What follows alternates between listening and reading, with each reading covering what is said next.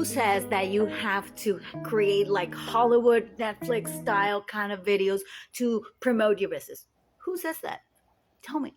I don't know.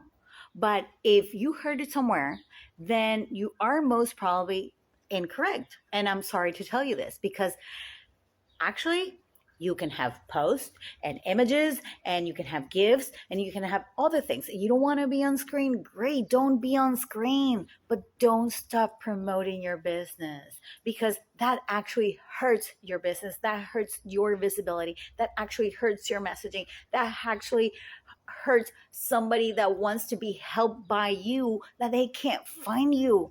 So the moment you start deciding that, yes, I am going to post on social media, yes, I'm going to be out into the world. Okay, I'm not going to show my face. I'm going to turn around. I'm going to put a lovely bird and whatever. Great, do that, but do it. Do it and do it consistently for your business because this is part of your job. If you have any more questions, send me a message. Bye.